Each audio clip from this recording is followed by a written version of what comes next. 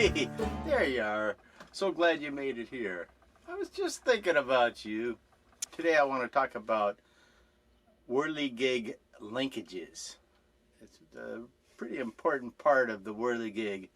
So hang on to your hats. Check out this setup I got here. Let's see that.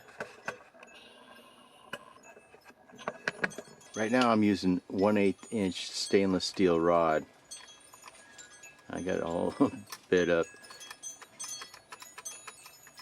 You see how much play I got in there. I mean, I used to have a little bit less, but you don't want any more than that. Check out this eye hook. This is originally what it looks like. It's really big.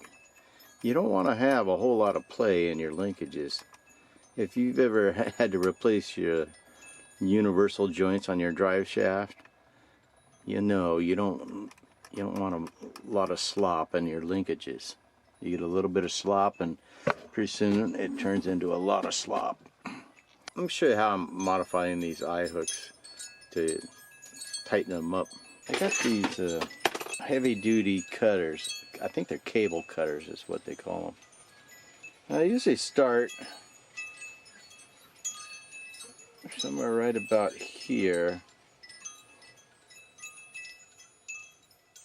I usually start right about here, cut off about this much.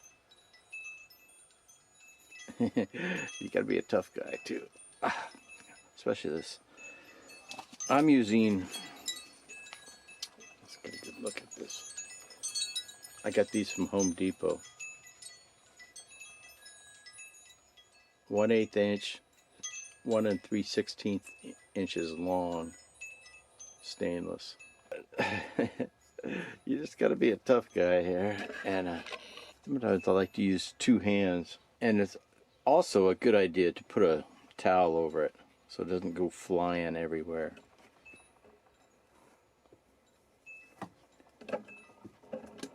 And just squeeze real hard. Like that. Then you got this. So I come over here to the vise. I kind of go this way and come this way. And what you can do, if you know you got 1/8 inch linkages, you can just use this as a guide, kind of help you figure out where you need to be. You need to come quite a bit more this way.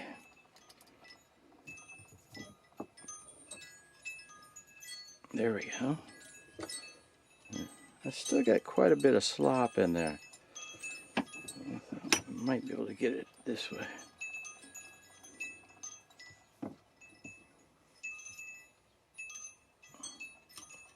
That's a lot better. You don't want it too tight. You need some play in there. Let's see if you can see it. How much I got now?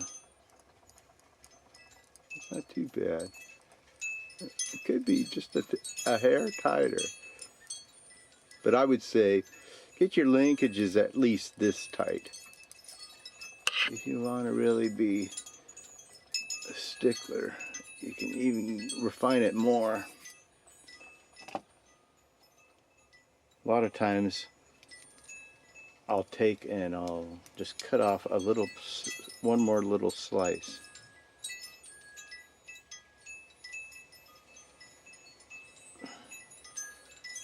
I'll cut off just one more little slice here at the end, and that'll give me an exact fit. Got it. By squeezing it this way.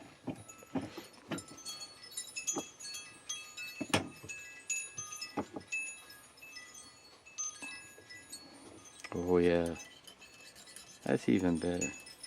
Go just a little more.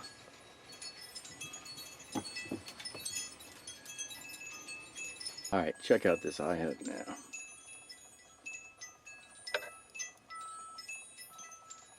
That is about as good as it gets. Still plenty loose. There's a good view. There's not much play. So I call that good. The eye hook taken care of. I tell you what, I use a lot of these eye hooks to connect to the body of whatever figure I'm using. So we got the eye hook, and now we need to make a linkage. When you're trying to figure out how long a linkage you need, sometimes it's nice to use 1/16 inch brass rod just to get it right. And then you can just bend it with needle nose pliers, or check these things out. I got these on Amazon. They're like $8 or $9 maybe. At least 2, 4, 6 different sizes you can get on that. Let's go 3/16. I think that's this one. And you just put it in there like that. Hold tight and bend it over. Like that. And I like to come back around and then bend it the other way. Ideally, it should be something like that. See if it fits the 3/16. Yeah, that'll fit 3/16. Real nice. Anyway,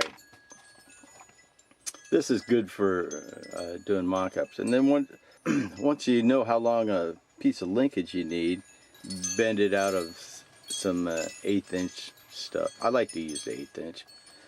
Sometimes you got this 3/32. That's kind of good. This is copper coated welding rod. I kind of like to use that. I used to use this 1/8 inch welding, copper coated welding rod, but I'm trying to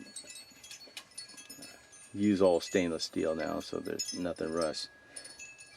But stainless steel is harder to bend than this steel, so you gotta bend. It's a little tougher. But you could get a little bending block like this on Amazon for like $9 or $10, and it's got different pins you can take out. This is the one I use for the 1/8 inch. I'll show you in a second. But you can also make your own simple jig. This is what I used to use. I still use this for bending 3/16 inch stuff. When I'm making the crankshafts, I use a little, it's just a piece of steel. I drilled holes in it different distances apart. But let me show you how I'm using this bending block. To start, check your position where the end is. You want it, ideally you get it right in the middle, but it's better to have it sticking out a little further than that. You need something to hold on to. That's not so easy. And then I take my vice grips. Actually, I think I'm going this way.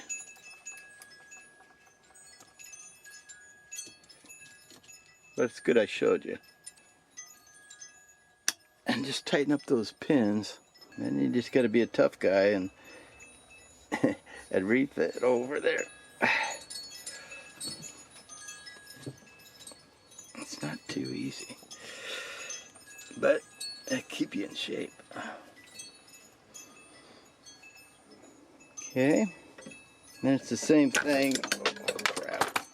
Same thing as we did on the other one. How did we have this? It was like, just bring it back around. So it looks something like that. I usually use 3/16 inch stainless steel rod for my crankshafts. So now we got to get this tightened up around this. What I usually do is I'll get it all nice and tightened up the way I want it, and then I'll spread it open so I can get it around get this 3/16 inch rod through this opening. But I'll get it tight first. We can start with that. We're going to have to take a big chunk off.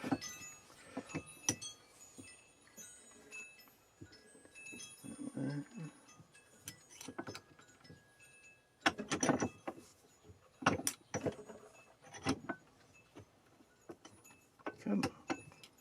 You got to get things square when you're trying to use the vise. Come on. And the camera's kind of in the way.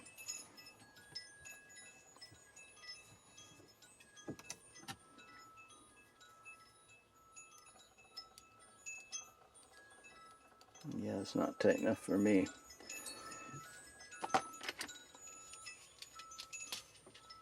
So we'll get these cable cutters. I'm gonna do this off camera because it's hard to do.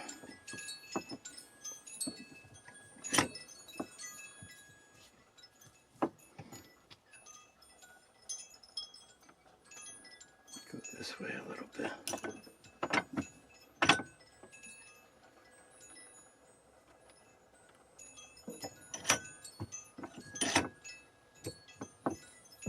There we go. Yeah, just like that. This is too tight, but it didn't take much to loosen it. Now it's loose a little bit.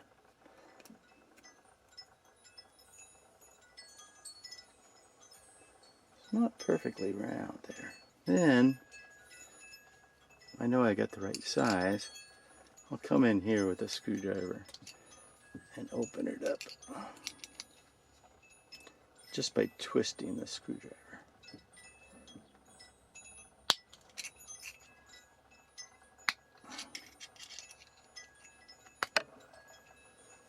Won't quite go through there, but what you can do, just move it just a little bit. That's probably it right there. Now that'll fit through there. What you can do then is you could either put it back in the vise, I guess, if you have your crankshaft loose, but this is, pretend this is my crankshaft. You can just take the channel locks. You got to find a good angle. There we go. Just about like that. I'm going to squeeze it. I don't want to have to hold that thing though. And you should be like right back in to where you had it bent before.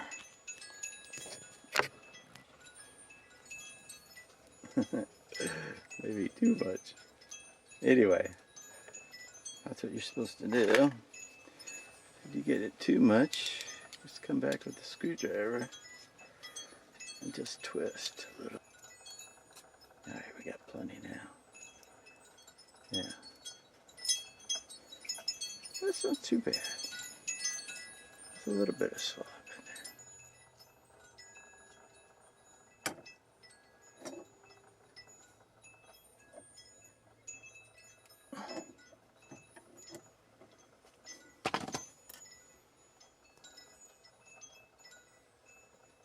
Yeah, that's perfect.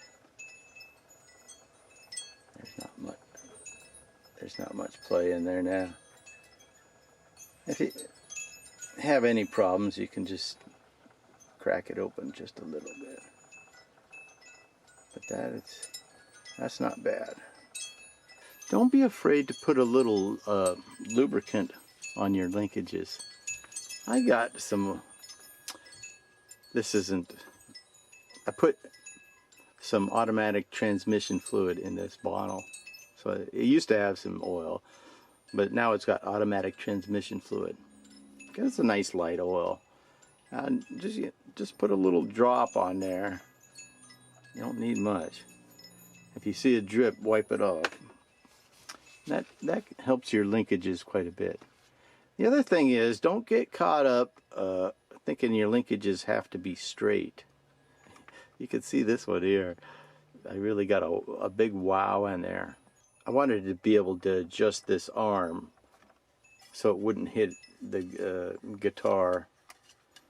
It was coming down too much, and so I put a big bend in it to adjust it. And let's look at this other one too. And this other one is not straight either. Sometimes you just have to fool around. Let's get a better look at that. Fool around and see what works. I just kept bending this until I got it to work right. A lot of times I'll use this. So I use this setup, bend my linkages along with the channel locks. That seems to work pretty good. But don't get caught up thinking your linkages have to be absolutely straight. You just gotta bend them around until everything works properly. That's what's important. Let's check the play on this one. That's not much. It's not too bad. You don't want to have much more play than that. Sometimes it's hard because you can get it straight in the vise when you're first doing it, but it can be hard to get those channel locks in a hole or something like this one, so you get a good angle on it.